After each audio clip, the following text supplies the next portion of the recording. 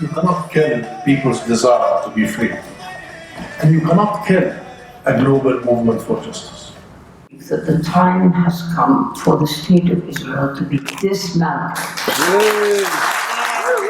And the eternal supply of weapons to whatever stuff the Israeli Defense Force wants to do is leading us all into the dangers of the real Armageddon. I welcome you to this meeting, which Camden PSC have called as our contribution to the campaign to demand that the British government halt all arms sales to Israel.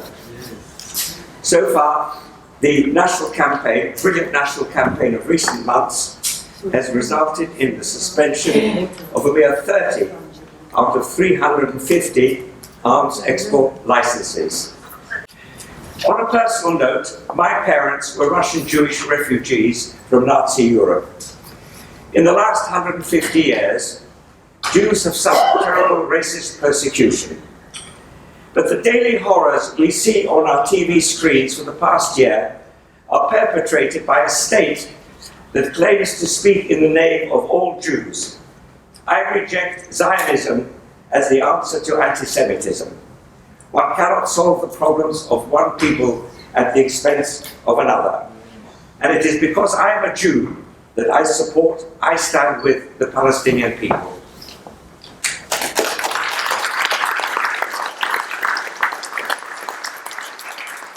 Our first speaker, whom I'm delighted to welcome, is Husam Zomlot, the Palestinian ambassador to the UK.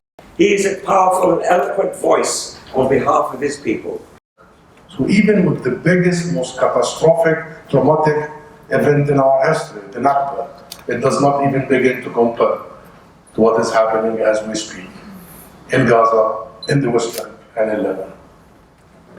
And perhaps what makes this worse is that Israel is committing these crimes in full view of the world. This is the first live stream genocide.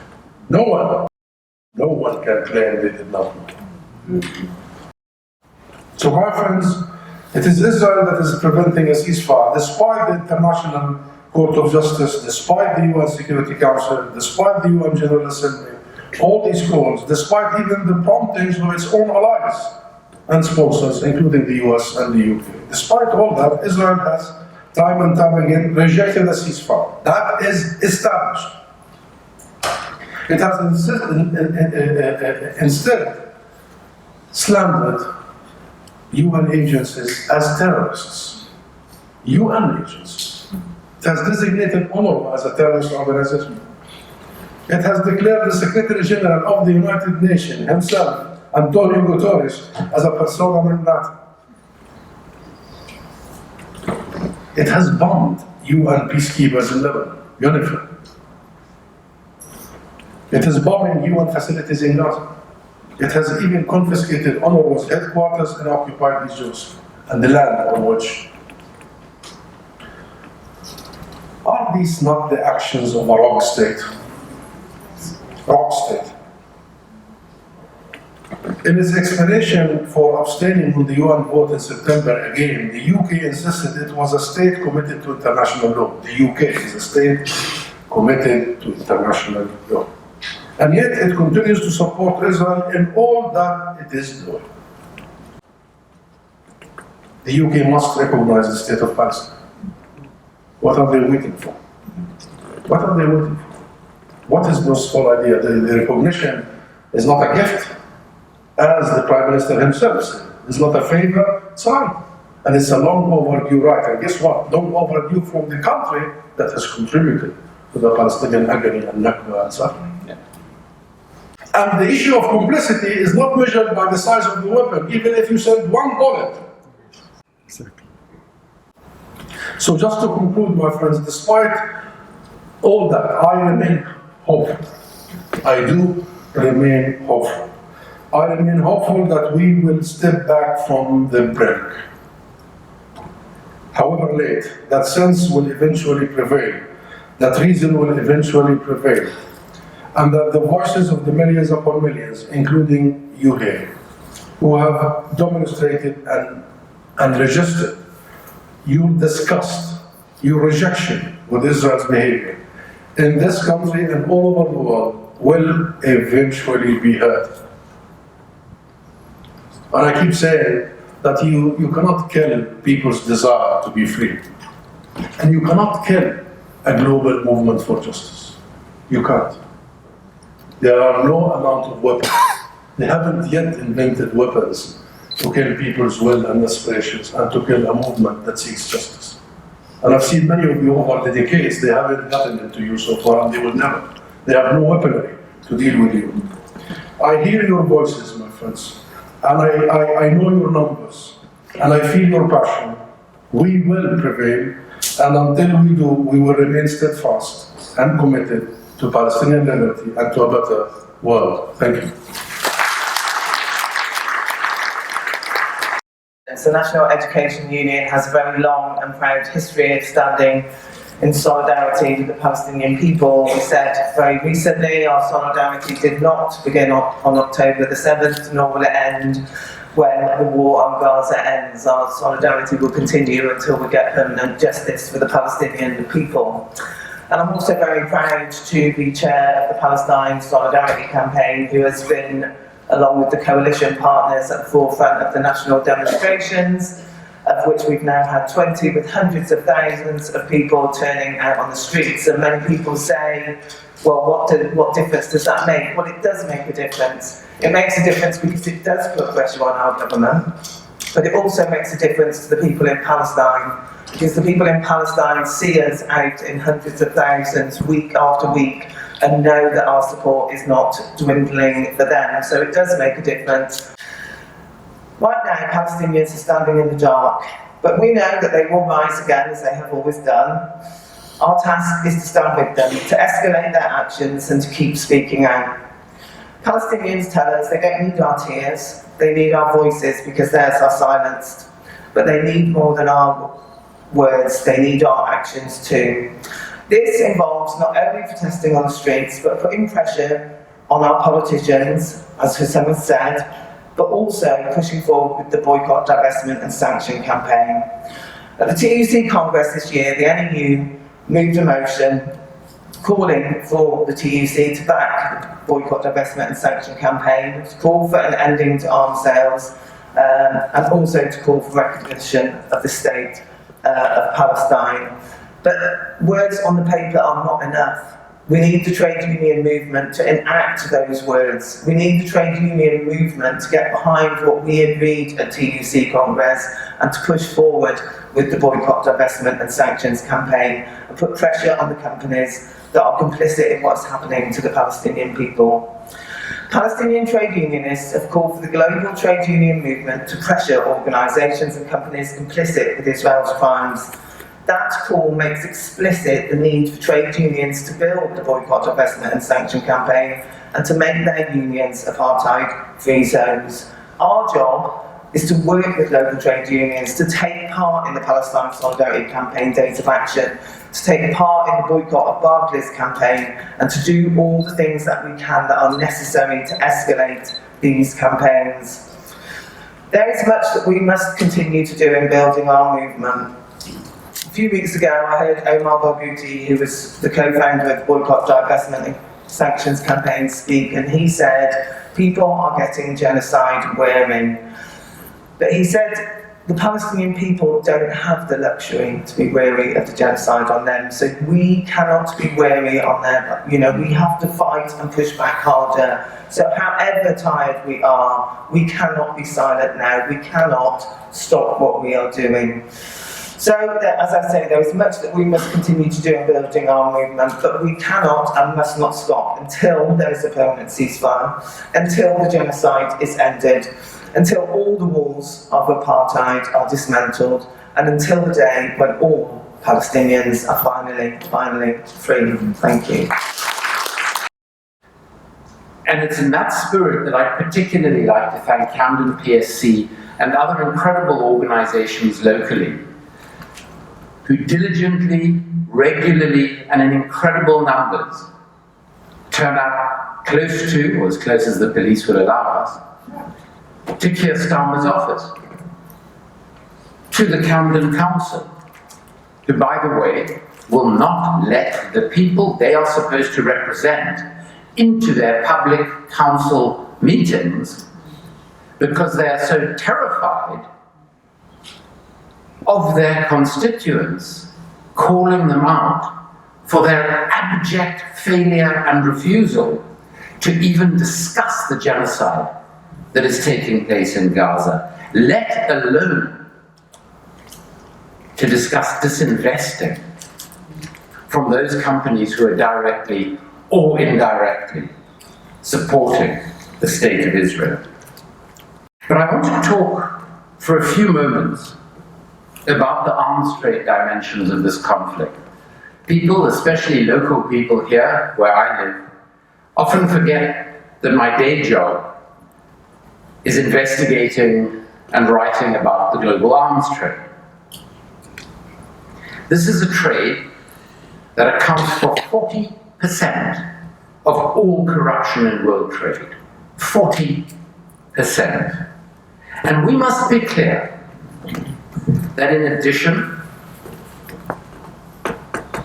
to our country's role in ongoing imperialism that brings with it the toxic combination of forever wars and significant and permanent austerity at home, one of the reasons that we are so engaged in conflict globally,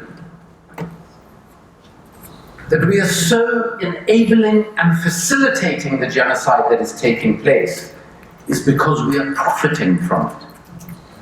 We have a Labour government which believes that Israel is only defending itself, which is encouraging more and more arms spending in this country, wants the proportion of GDP spent on arms to go up to 2.5%, and that is a huge amount of money at a time when they're cutting pensioners' heating allowance and when you can't get an NHS appointment or any of those other kind of things. More and more money is available precisely for the F-35s, for all the weapons that are going not just to the Middle East, but also are going to Ukraine and elsewhere. This is a system which is based on militarism, on war, and which could not survive without these ways of operating. We live in an imperialist system which, again, presages the horrors that we're now seeing in Gaza and in Lebanon. If you remember the Iraq War in 2003, we were told it was a war for democracy, to save us all from dictatorship, all the rest of it. Several thousand British soldiers died and American soldiers died. Very, very small numbers of either of them died, and I regret the loss of all life in those wars. But the truth is, tiny numbers of them died. Over 1 million Iraqis died. And when we heard earlier about the degradation of Palestinian prisoners, how they're forced to strip naked and they're treated in the most humiliating way, remember Abu Ghraib, where the Americans tortured prisoners regularly in Iraq during the occupation. This is the world in which we live in. It's the world, therefore, that we have to fight very, very hard to change, not just over Palestine, but over all these issues. Remember, World War I, 20 million people died. World War II, 60 million at least died. World War III, will make both of those look pale into insignificance with the number of people who died. Industrial action of any sort spreads not just the word about what's going on about Palestine, but spreads the power that we are the people who could do something about it. And that is why I think at the very least we have to begin to raise this argument to say this is what could stop the weapons going there. This is what could force the government to have to listen to us, and this is what could bring real and lasting solidarity for the Palestinians. Thank you. My name is Jonathan Stuxman. I'm the IGP. I'm a member of Health Workers for Palestine and also IGEN, which is the International Jewish Anti-Zionist Network. I just wanted to make 2 points this evening. One, speaking as a doctor, and one speaking as a Jew for IGEN. Some of my colleagues on Health Workers for Palestine are Palestinians and have been in daily contact with their colleagues in the north of Gaza. What's happening in the north is an extermination. There is no other word for it. They have cut off all food, all fuel, and no medical supplies since the 1st of October. We have these heartbreaking voice notes from medical and nursing personnel in the hospitals saying you can hear how weak and traumatized they are in their voices. They're saying that they are giving their very meager food supplies to their patients, and they go without so that the patients have a better chance of surviving. The Indonesian hospital has been struck by artillery rounds, and there are photos going around on social media that it's up in flames. The Al Orda hospital, there's no food, no water, the patients are being driven out by the military, the doctors and nurses too. And Kamal Adwan Hospital now is also being emptied out. They detained the director of the hospital the other day. And we all know what it means when the IDF, the IOF rather, detain medical personnel. They torture them. And we saw that with Dr. Abu Salmir, the head of Al-Shifa Hospital. So what the Palestinian comrades are asking us is to demand, really step up in the next few days, contact David Lammy's office and Starmer's office and demand this ceasefire. Demand it, because we must flood them with this demand. There is no other way that they are going to be able to stop this genocide than to stop the arms. It is extremely important that the movement starts to put the anti-Zionist narrative front and center. Zionism is the ideology that is fueling what's going on in the Middle East. It has become the ideology of imperialism.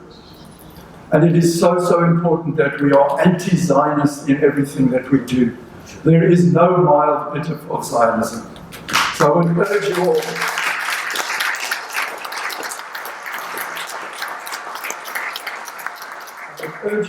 to speak up about Zionism. It is not anti-Semitic to criticize Israel, and it is not anti-Semitic to criticize Zionism.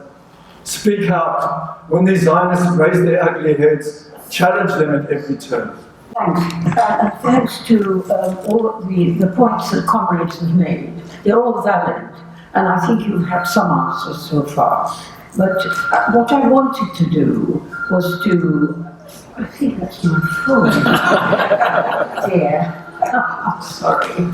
I just wanted to pick up on a few things. The comrade who brought up the testimony of medical workers is extreme. It's very important that, because a lot of the truth, the reality about the horrors that are happening in Gaza have come through the descriptions of medical and health workers, and one can only praise them for their courage and their bravery and extraordinary endurance. In terms of the Israeli ambassador, of course, this is a person who certainly should be expelled, and is somebody who should never ever be brought on to television and other media in order to spew the sort of stuff that she does. And the point about the occupied territories is very well taken. The question of attacks on journalists are not at all surprising. It's happening by the Israelis directly by killing them, and it's also happening by the kind of action we've seen against a very able and excellent journalist on the electronic intifada, Asa Stanley, who has had all his computers, telephones removed by the police. So of course that is, the reality is, if you support the state of Israel, if you support genocide, the next thing you have to do is to suppress all information about the genocide. And that's why you kill journalists, or you cripple them, or you silence them. But I really did want to leave you with these thoughts. First of all, Israel-Palestine, the Palestine story is unique. I understand that people use parallel conflicts. They might refer to things that have happened. South Africa is the closest parallel, but let us say in Algeria and in other places, but it's not correct. I genuinely believe the story of Palestine is unique, historically unique. That's the first point I wanted to make. And the second point, which I want to leave you with, is this thought. We really do need to understand what really happened on October 7th. What has happened, and I'm not talking about in terms of the gunmen and who was killed, etc. I'm talking about the way that our world was upended by October 7th. The fact we're having this meeting, the fact we have all these meetings, all of this ferment of discussion, analysis, questioning, is because October 7th revealed realities which people had been living with and not wanting to confront. That's what really happened on October 7th. It is a process that is still ongoing, and I think we haven't digested it fully yet because it's not over. It's still unfolding, it's still unraveling. And the final thought is this. I don't believe that we need to have a state like the State of Israel in existence. I really believe that the time has come for the State of Israel to be dismantled.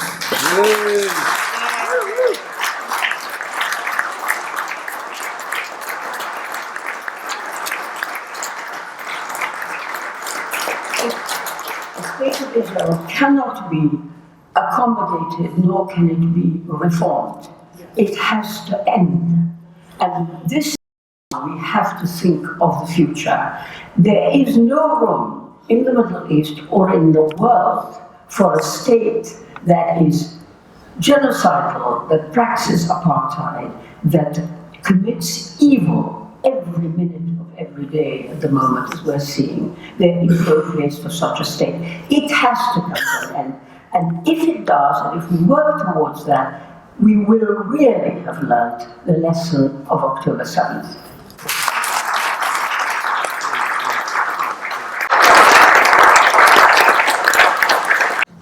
And before you go this evening, you've got a chance to part with some of your cash, either by giving a donation to PSC, which needs the money, or to buy a copy of this book, The Monstrous Anger of the Guns.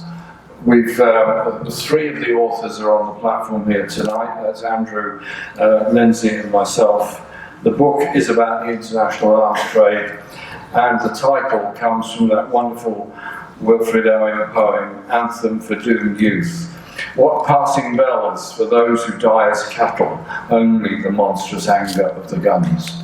And this book exposes the world's arms trade, the malevolent influences of the world's arms trade on foreign policy, and I'll come on to it more in a moment, the current situation in Palestine and in Lebanon. I remember in 1990-91 period when Berlin Wall had come down, the Cold War was clearly over. There was a period of arms reduction all round, strategic arms limitation, etc. And it was a time of some considerable degree of hope that we would live in a world where there would be less resources spent on arms. We'd start a serious process of arms conversion. The current war in Gaza and in Lebanon, it's kind of horrible in the way we've just become almost anaesthetised to the horror of it. You turn on your radio in the morning, or turn on your phone, your computer, whatever, and you try and find out what the latest situation is. And it says X number of people killed here, Y number of people killed there, weapons here, weapons there. And it is as though it has now been factored in to our daily norm that Israel will carry on the bombardment of Gaza. Israel will carry on the bombardment and now occupation of southern Lebanon, and also will carry on the bombardment of Yemen, and in all probability it's happening now, bombardment of Iran. And these wars carry on. We're not, by the way, reporting at all about the carnage that's going on in Sudan or Congo or other places around the world. We're not told about that. So our protest is about our own government's complicity in all of this. Can you imagine any other country in the world that behaved in that way, that Britain would still continue to supply arms to it and say, well, it's okay. They're not really breaking the law, it just looks like it. It always feels very frustrating. We go on the marches, go on the demonstration, think we had a great demonstration there, has it made any difference? Well, actually, yes, it does make a difference. It does make a difference because the dial slowly moves. If we don't stop this war and force Israel to withdraw from Gaza and the West Bank, and we recognise Palestine, then where does this lead us to? Israel then starts bombing Iran.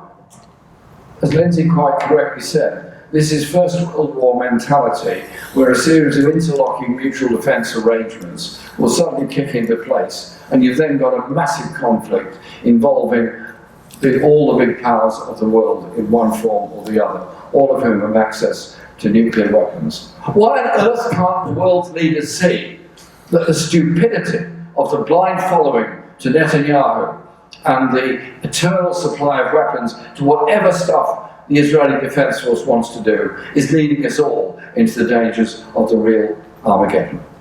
And I'll just finish with this. On the end of November, the Independent Alliance of MPs, the 5 of us who were elected at the last election on identical platforms about Gaza and supply of weapons, have put forward a piece of legislation to Parliament about the recognition of the state of Palestine, and we're trying to force that into a vote at the end of November. It's part of our parliamentary strategy of constantly raising Palestine at every conceivable turn. Thank you all for being here tonight. Keep on coming up to them.